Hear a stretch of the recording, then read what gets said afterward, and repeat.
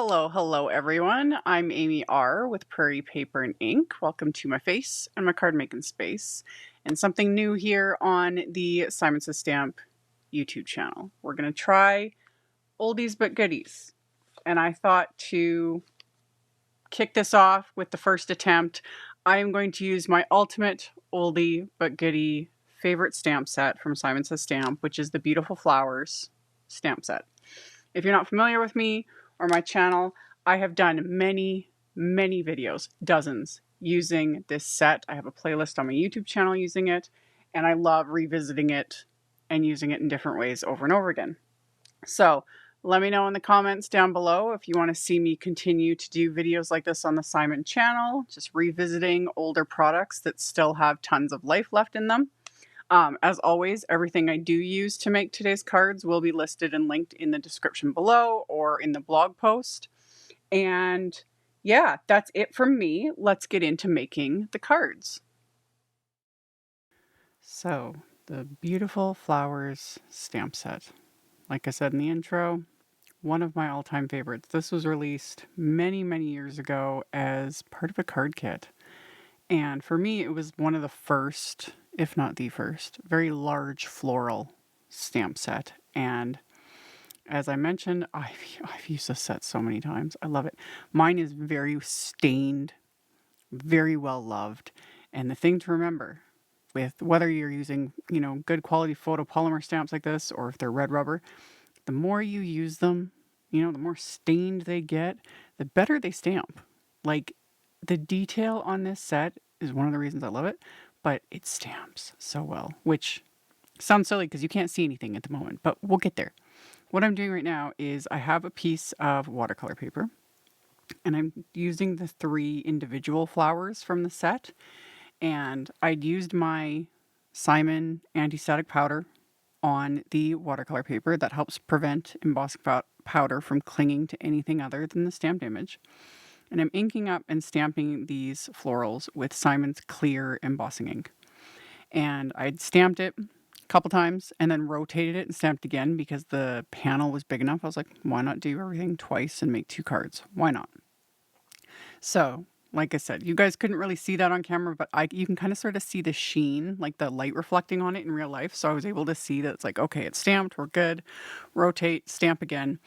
And then I coated everything with Simon's Detail Gold embossing powder, tapped off the excess, and then got my heat tool out, warmed that up for a few seconds, and then I'm going to melt all of this with my heat tool until it's all smooth and shiny and fabulous, because melting embossing powder will always be like magic, and especially metallics.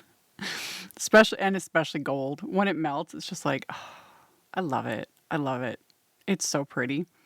So I did the heat embossing one because who doesn't love heat embossing and gold, and it's fabulous, but also because it creates raised edges, which just makes watercolor so much easier. And this watercolor is going to be super simple. I'm actually going to really speed this up in editing. It still didn't take that long, but I'm using some of Simon's Pawsitively saturated inks to color these. I chose 3 colors. I've got Mist, Pansy, and Clay, and I just pressed the ink pads onto my little plastic palette. And then I've got a watercolor brush, and off camera I've got just a jar of water that I'm swirling my brush in between colors, things like that. And then painting. Paint with the clean water first, and then I swirl my brush in the ink and paint with that. And one of the reasons I love this stamp set so much is all that detail makes it super easy to color because the detail is already there. The stamped image has all of that, line detail for shading and depth and everything else. So you can just slap the color on. I say that a lot in my videos, like I just slapped the color on, but I mean it. Because ones like this, instead of just a simple outline, which is also fabulous, nothing wrong with a simple outline, but when it's a simple outline, that's all you see is the coloring because there's just, just a line. But with ones like this where there's just so much detail, it kind of takes away from whether or not your coloring is very good. And yet the funny thing is images like this feel very overwhelming because they are so detailed, but trust me. If I can do it, anybody can do it. And I didn't do anything special. I didn't mix like lighter shades, darker shades, building depth or dimension or anything. I used one color per flower, with the exception of I added cocoa to a couple of the flower centers, and that was it. Easy, super easy. And this watercolor paper that I'm using works so nicely with Simon's Positively Saturated inks. It's like they were just meant to go together. The inks just flow on this watercolor paper, and it makes me happy. So I worked my way through all of the different florals with these 3 colors of ink. And then once I've finished those, I grabbed another panel of the same watercolor paper, and I'm just going to basically create a quick little background. I'm going to die cut from this. So I'm going to use that same mist color, but I also pulled in Raindrop, which is a darker shade. And all I'm doing is, again, just applying water first. This just enables the inks to move a little freer. And I'm painting on the mist color first. And then I'm going to splatter on the Raindrop over it. And because I'm not drawing anything in between, the splatter is going to move. It's going to like spread out. If you want defined splatter, you want to keep it little round splattery droplets. You want whatever you're splattering on top of to be completely dry. If you want it to move and blend like I'm doing here, wet on wet. So I'm splattering on that Raindrop color, and then I'm even going to splatter on the clay color as well, just for funsies. It's just going to create some texture and a bit of color, and I'm going to die cut this. So I'm just having fun, just kind of experimenting. And you can kind of see there right in the kind of middle upper portion where there's that darker splatter area, the background had dried. So that's what I'm talking about how like having things a little more defined is when you're splattering on top of dry. And I didn't want that, so I actually go over it with a wet brush and just let it kind of do its thing, because I just want this to be very sort of moody, blended texture, because I'm going to die cut it. And I end up doing this twice. I did it a second time off camera once I was kind of happy with how this turned out, so I had enough pieces to die cut from. And then everything's now dry, ready to go. You always want to make sure whatever you've colored is fully dry before you die cut it, because you do not want the watercolor paper to like tear or anything like that. So everything's dry. I use the coordinating die set for the beautiful flowers to die cut the florals. And then for that like moody little background I'm using the newer Fancy Feathers Wafer dies and die cut that. So I've got some florals and then I've got some feathers, and this will all come together. So I die cut my feathers, and like I mentioned, I did a second panel off camera. So now I've got all my little feather die cuts, and I decided to enhance these even more. So I took my clear embossing ink and just a little sponge applicator, and I'm just lightly sponging the clear ink just on the tips of these feathers. And that clear ink is sticky. It's the same ink I used to stamp the flowers at the beginning. And then I can add that gold embossing powder, and it's going to stick to the sticky ink, and it's just going to give an extra little something. You could also just like kind of press the die cuts into the ink pad. The sponge applicator just gives me a chance to be a little more precise and kind of feather the ink out a little bit, which, yeah. So once I've got the embossing powder on all of those, same thing, I'm going to melt it with my heat tool after I put the lid on the container, because, knock that thing over once. Not fun. So melted all of that with my heat tool. So now I've got the feathers with that texture and the color and then the gold on the ends, and love it. Love it.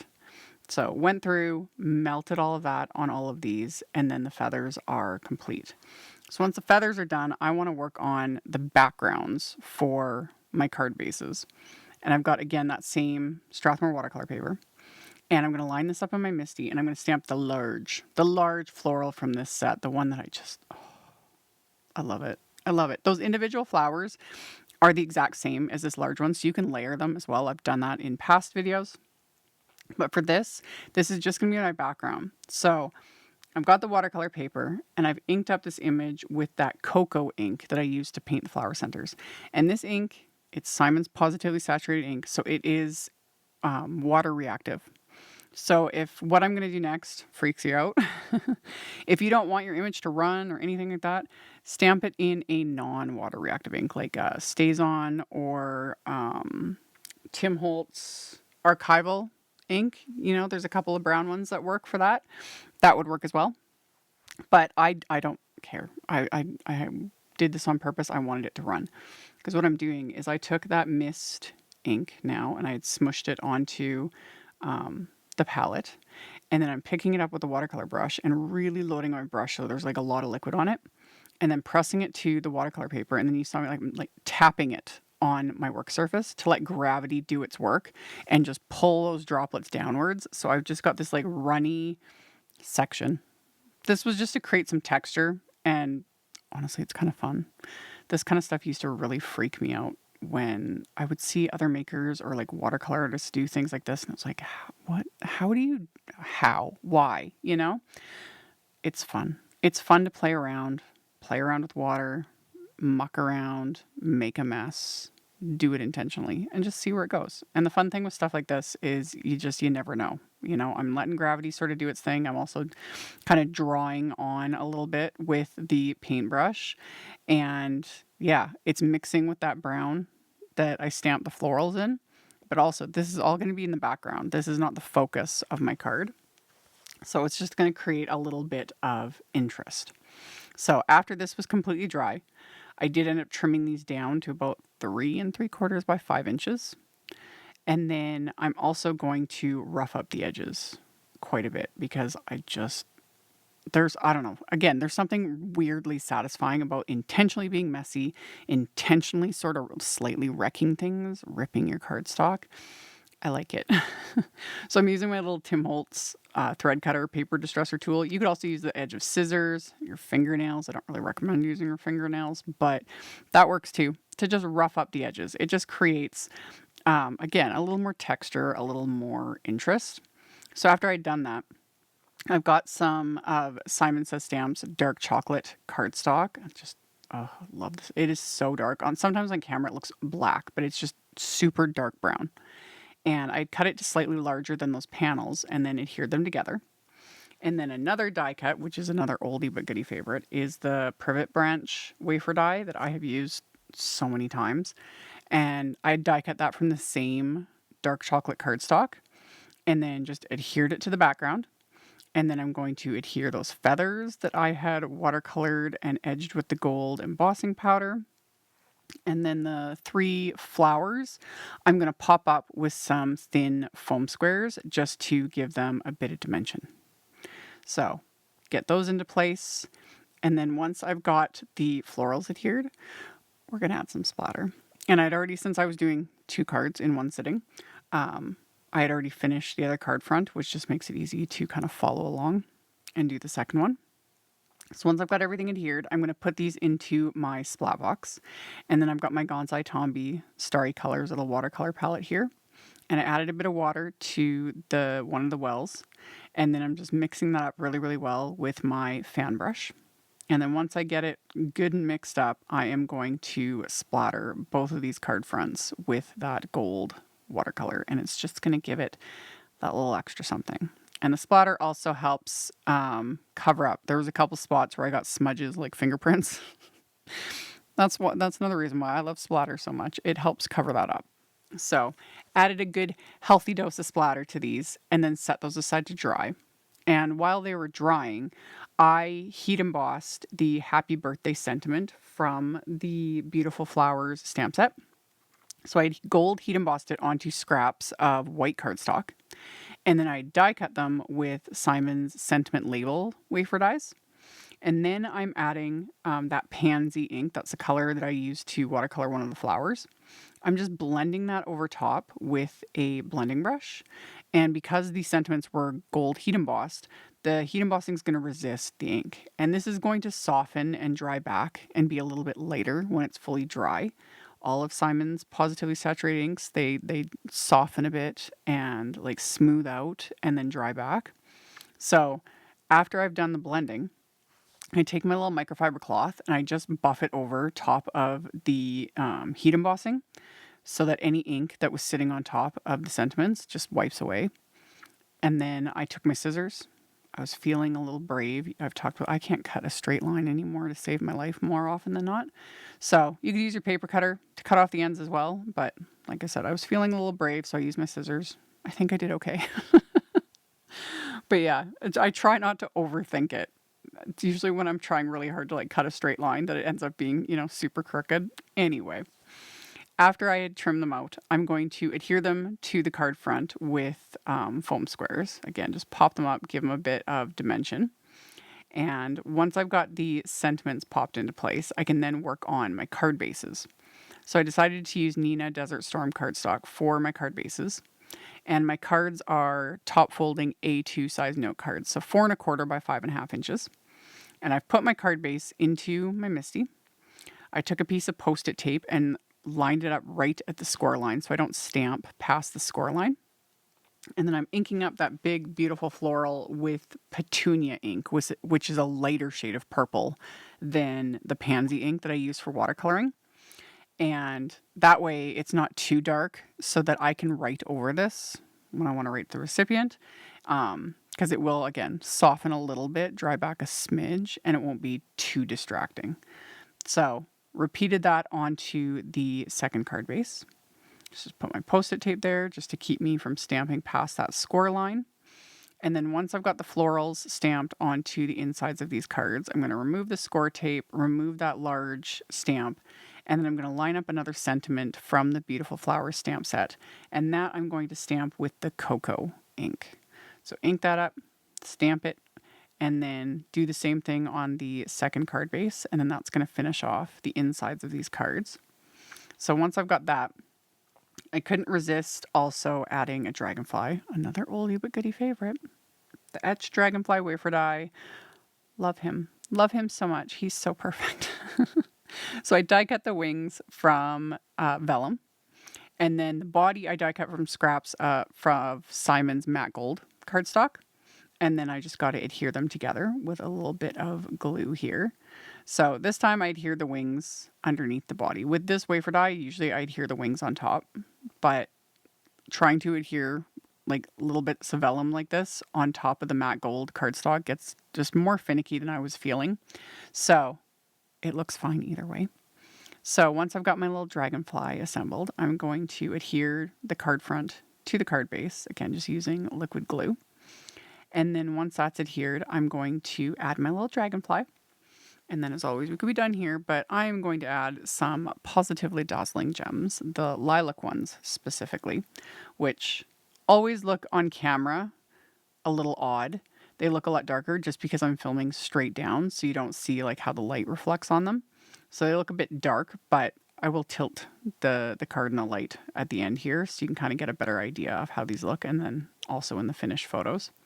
So lined up the gems where I wanted them. And then I'm just going to pick these up with my little embellishment wand and adhere them into place with just dabs of the Positively Perfect craft glue. Once those are adhered, I just have to let the glue dry and these cards are complete. So we've got all sorts of watercoloring and splatter and gold and die cuts. These were fun. These were a lot of fun. So there are the finished cards. And like I mentioned in the intro, all the supplies I used will be listed and linked in the description box below, as well as on the blog post. You can check that out if you're interested. Thank you all so very much for hanging out with me today, for thumbs upping and commenting. Make sure you subscribe, and I will hopefully see you all soon in another video. Bye, everyone.